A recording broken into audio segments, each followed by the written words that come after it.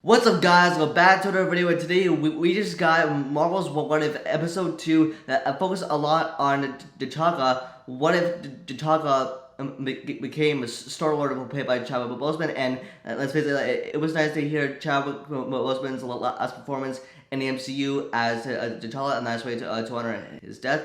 And in this episode, we got to see like the what if scenario of what if T'Challa became Star-Lord and was actually abducted instead of Peter Quill and never joined the Guardians. So in this video, this will be my what if episode 2 breakout and also any explained. But if you haven't seen episode 2 of what if, you better click right now if you are trying to avoid any possible spoilers. But if you don't care and you're still here, let's get into it.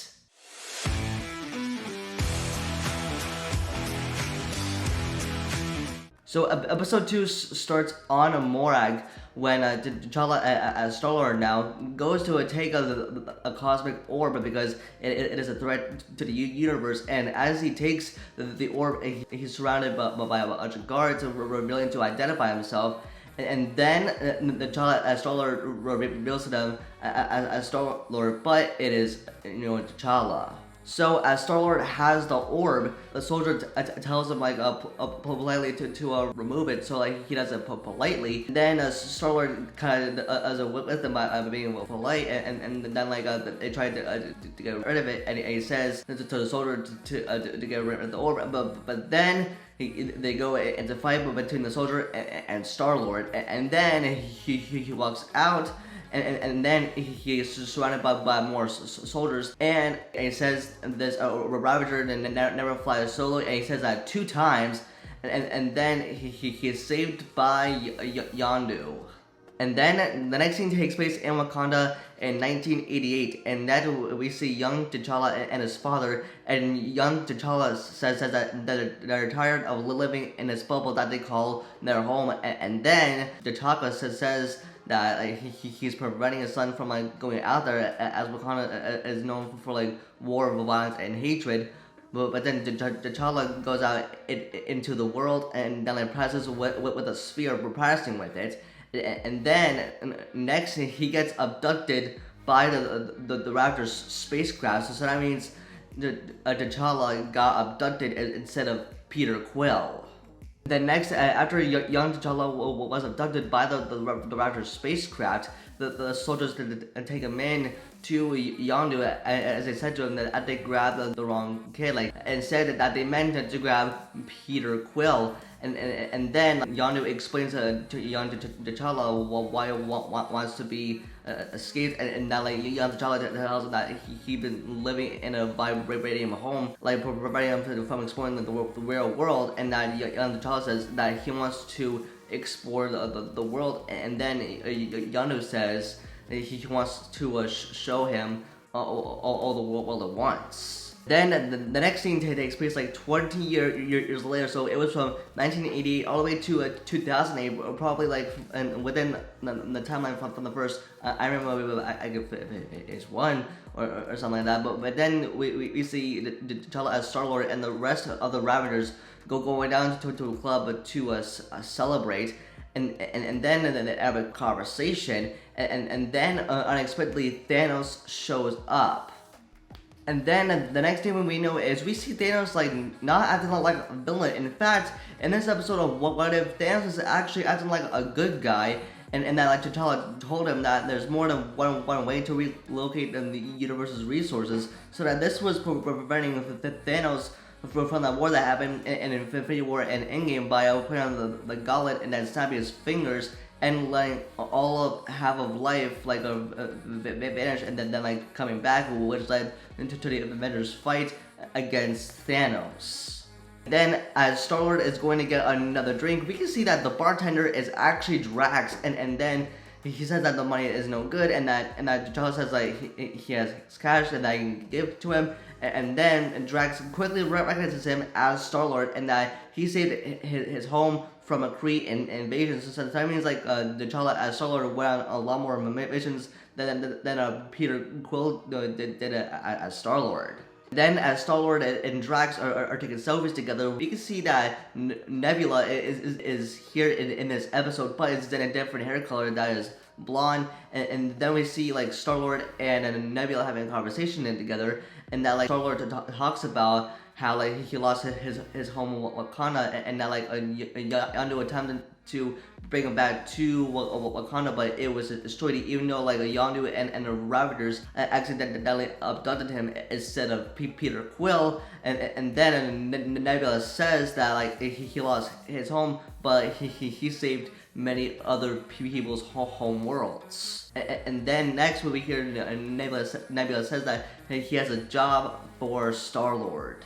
And then Nebula shows Star-Lord about a super like a cosmic dust, about a nutrient cosmic dust called the Embers of Genesis that can heal an entire world within seconds. And then once they use an entire payload, Star-Lord says that it can like feed like millions of people around the world. And then it talk about a mark, which is from the Collector.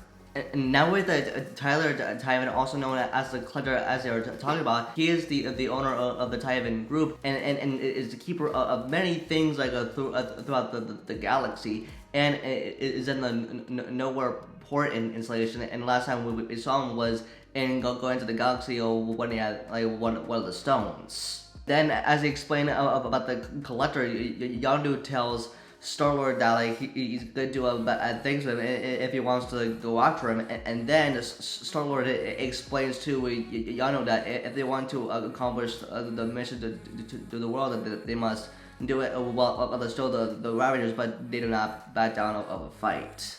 And so that Star-Lord wants to convince Yondu to go after the Collector.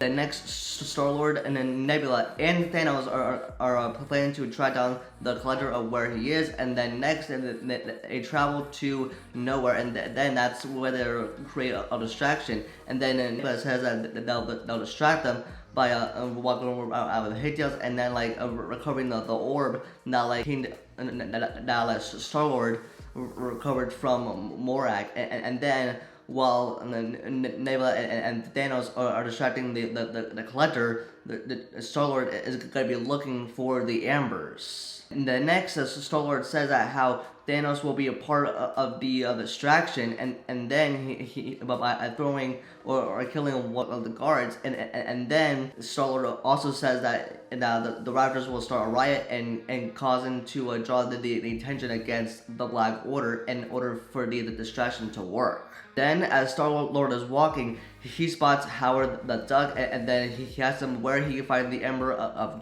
Genesis, and then he cracks Howard the Duck's cello as he's trying to give Star-Lord like directions on how to get there, and then Star-Lord tells Howard the Duck to like, give the tour so that Howard the Duck can like lead Star-Lord to the Ember of Genesis. Then, as Thanos' children locked on the place, Star-Lord and how the dog go for some extra drinks, and then Star-Lord notices that Thanos' children have locked on the place, and then as he is running, as the door closes in on him, he starts running towards some like spacecrafts, and then the next is and he's wearing gloves when he runs like towards the Wakanda spacecraft, and then as he touches it, he spots the Wakanda spacecraft, and then as he walks in it, this is the Wakanda spacecraft that he got abducted in when he was a kid. And then as Star-Lord is heading onto the Wakanda spacecraft, he spots a hologram of his dad telling Challa, but this is actually like a real recording. Just like T'Challa's dad explained that like his son got abducted. So this is like referring to the beginning of the episode when Yondu T'Challa was abducted instead of Peter Quill by the spacecraft by the Ravagers. And that T'Challa's father wants T'Challa to come home and reunite with him. Then next, as Yondu and T'Challa are thrown into prison by one of Thanos' children, T'Challa finds out and that like Yondu lied about his homeland of Wakanda, and that he lied to T'Challa, and that like when he abducted him, he said that like his home had been destroyed, but he saw a hologram of his dad, like which speaking that like, he is alive. So that pretty much said like Yondu was pretty much lying about T'Challa. Next, T'Challa says that he is nothing like Yondu and the rest of the Ravagers, and that T'Challa tells like Yondu and the rest of the Ravagers that he is not, they're not his family. His father in the kingdom of Wakanda is his family. Now, with this ending, T'Challa is locked up by the Collector, in which he has plans to dissect them and use his remains for parts. And then we can see that the rest of the crew, like Nebula and Thanos and the Ravagers, are planning to get out and fight back and free T'Challa and to get out of nowhere. And then, as Nebula tells T'Challa that the only thing that the Collector wants is only him, and that Nebula and the rest of the crew, like Thanos and Yondu, are planning to get him out of the cage and escape nowhere. And then with this fight that like T'Challa and the Collector have going on, we see a bunch of cool Easter eggs in this fight scene. We see like Collector punch T'Challa with like Korg's fist, which you see him a couple times throughout the Thor films, and he's expected to show up later in Thor Love and Thunder. And then the Collector sends down a bunch of weapons and that like the Collector has kept. And then we can see it's Captain America's shield and Thor's hammer. And then next the Collector wears something, and that is the horns of Hela, Thor and Loki's sister, also known as the goddess of death, wearing her horns and using her sword to attack T'Challa. And then, as Thanos and Nebula and the others leave to aboard the ship, we see Thanos fight like crazy. You can see that he really attacks his own children by throwing it into the wall and like fighting the rest of them as well. So we tell that Thanos is actually good, but he's not actually a villain in this multiverse. But like he's actually fighting, which we see Thanos fight like crazy.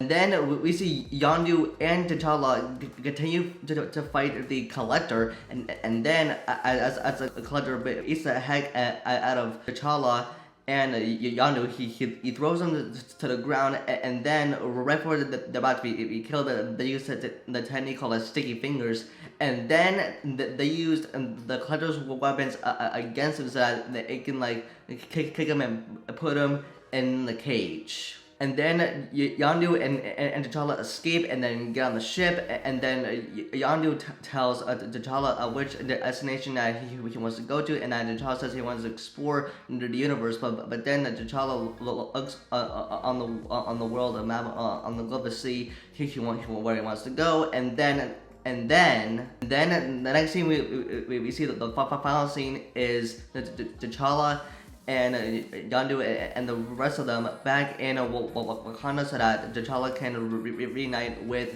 his father, and that like T'Challa and his father have reunited. And then as they are having a party, we can see that like there is a bunch of Wakandians, and then you can see like Thanos at a party being good at the Wakandians, and then there's like a dog liking him, and then we can see T'Challa, his father, and Yondu, and then T'Challa explains to his father that like Yondu does him because he was lost, and then Yondu found him.